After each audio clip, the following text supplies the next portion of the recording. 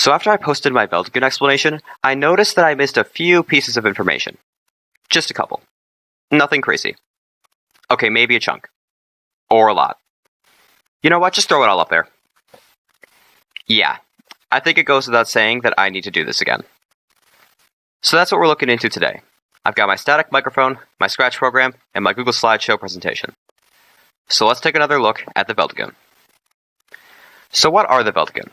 The Veltgun are a fictional species in Dreams of an Insomniac, a fictional story made by Pastra that is completely separate from Pastra's ARG. The Veltgun are a species of predatory monsters initially discovered in the 1800s, who sustain themselves by consuming and assimilating the mind, personality, and memories of their victims. As a result, the Veltgun don't have many characteristics shared by their entire species.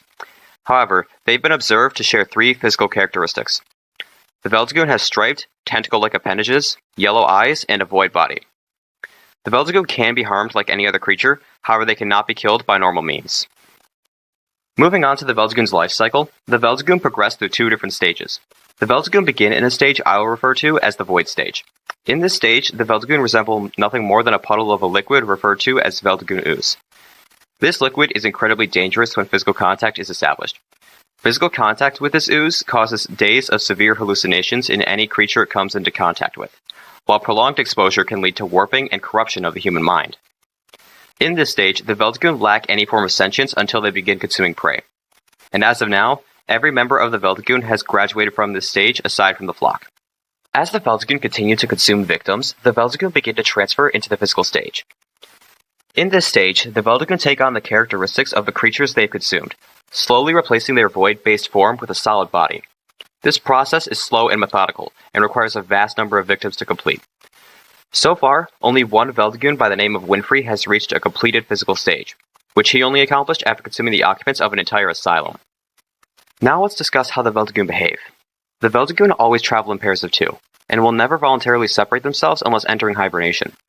When hunting, the Veltgun will never directly attack their prey, but will instead attempt to disorient them through manipulation of their senses. These methods include using the voices and sounds of previous victims to confuse prey, manipulating what their prey can and cannot hear, altering their prey's perception of color, and creating visual hallucinations of flashing lights and changing patterns to induce epilepsy. Once the Veltgun have reached their prey, they will induce a trance-like state while they consume the memories and mind of their target. Alright, now it's time to dabble into the Veltgun's correlation with the number 6. The Veltgun have expressed or been observed to have several connections to the number 6 for a variety of reasons. When hunting, the Veltgun will consistently favor targeting groups of 6, usually groups who are close with one another, like family or friends.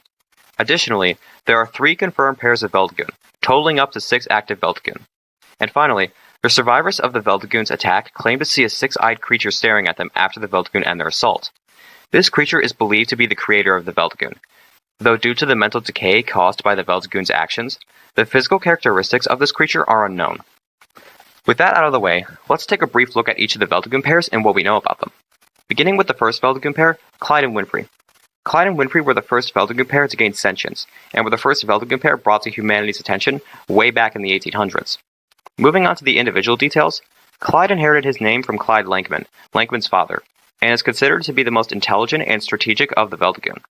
Unfortunately, after Clyde's consumption of Lankman while rescuing his partner, Lankman's personality began to have an influence on Clyde, turning him into the most manipulative and sadistic of the Veltgun.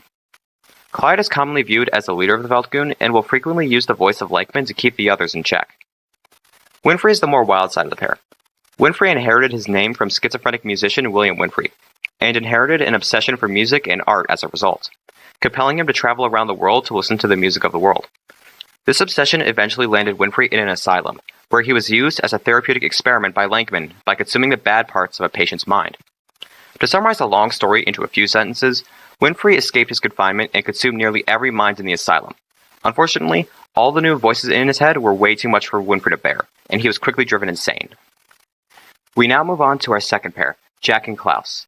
Both Jack and Klaus inherited their names from patients who underwent Winfrey's experimental therapy in the asylum. Jack inherited his name from Jack Walker, an abused toy store owner. Jack typically takes the form of a small jack-in-the-box, but will emerge when he feels threatened or when hunting.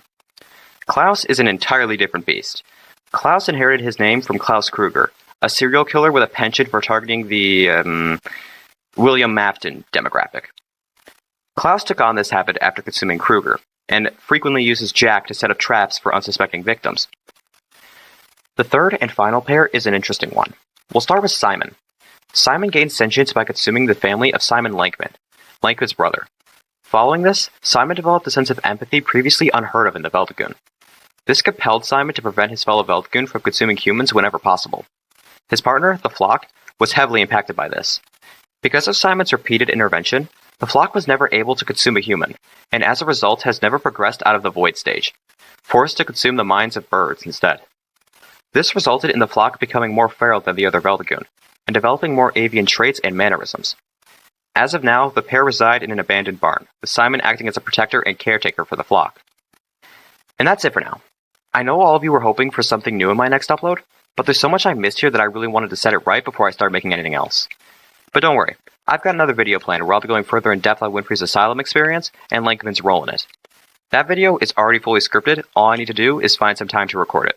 So look forward to that. Anyways, have a good day, gentlemen.